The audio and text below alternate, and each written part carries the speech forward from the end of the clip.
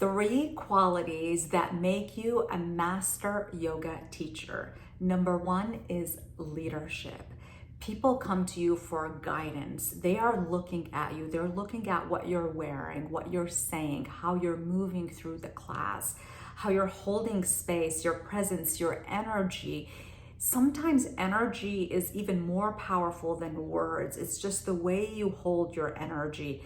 And so they want you to be that leader. In able to do that, you need to embody what it means to be a yoga teacher. Number one is creating boundaries. When you're a yoga teacher, everybody wants to be your friend. Everybody's gonna come to you and want your phone number and want to invite you to their birthdays. And while all that stuff is great, but your job is not to be their friend. Your job is to be their guide, their leader, their teacher.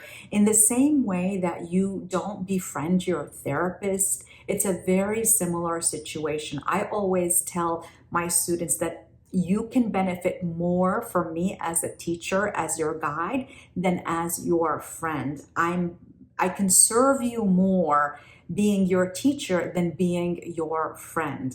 You are the host. So imagine you're hosting an event in your house. You can't be the last one there. You are the first one there. It's your responsibility to create that and welcoming environment for them. Also, the energy of yoga is peace and equanimity. And when you're late and you come in and you're rushed and you're hectic and you're anxious and trying to set up the room while everybody's already there, that anxiety, that rushed energy is going to transmute into the class.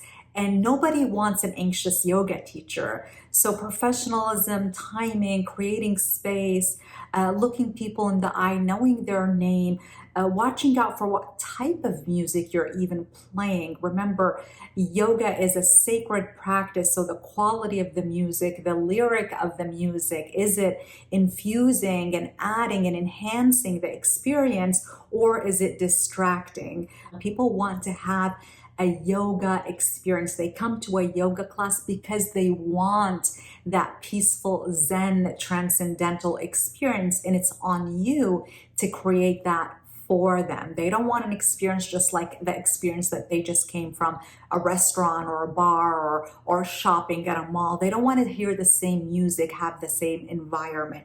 They want something that's very unique to yoga, and it's your job as a teacher, as a leader, to create that environment for them.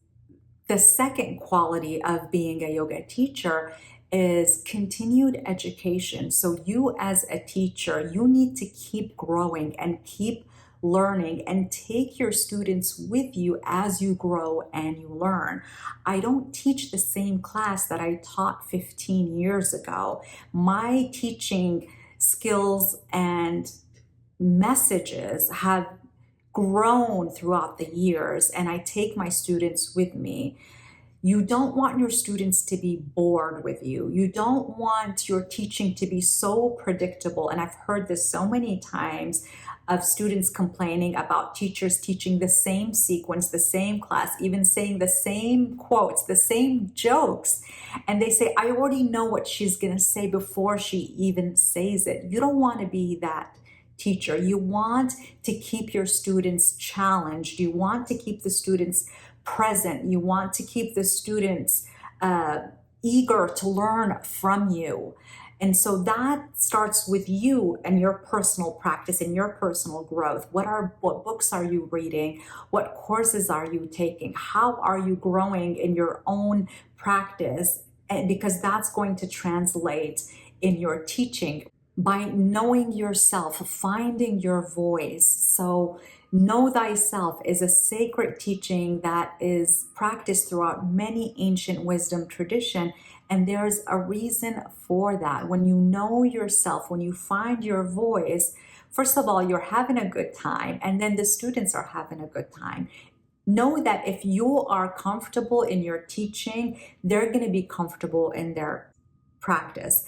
If you are icky and iffy and uncertain and insecure, they're going to feel that and they're going to have a negative experience. So it's always from the inside out. You always want to work on yourself first, and that's going to translate and ripple to the room that you're teaching. The third quality of being a yoga teacher is building community, meaning you are connecting with people. You are creating connections, not only with you, but also among people. Being aware of what's happening around you, whether that's seasons. So you want to tailor your classes to the seasons. The classes that I teach in summertime are not the same classes that I teach in the winter time. Classes tailored to the holiday season. Or if there's, for example, a disaster or something happening in your community, you want to be there for them. For example, when the wildfires hit the Malibu area where I was teaching, I knew that my community was traumatized and was going through an intense experience. People lost their homes, they burned to the ground. So I held a class tailored to that, tailored to trauma. And I did a unique class and I incorporated tapping techniques to release that trauma from their body that they've been holding. And the students came to my class trusting, and they knew that I will meet them where they are and I will give them exactly what they needed. So that's something that you want to always keep in mind as a leader of that community, that you're building community. As a business, know that you are an entrepreneur, you are a business owner. So making it easy for people to connect with you,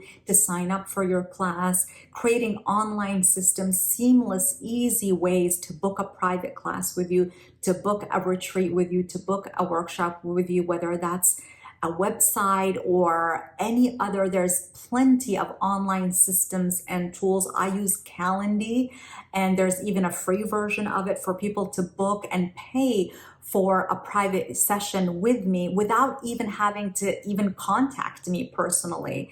To take that,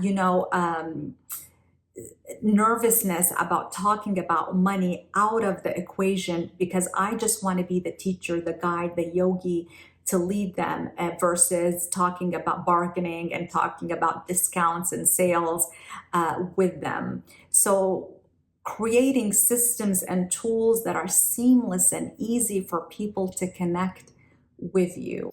So those are the three qualities that make you a powerful and master yoga teacher. Number one is being a leader. Number two is continued education. And number three is building community.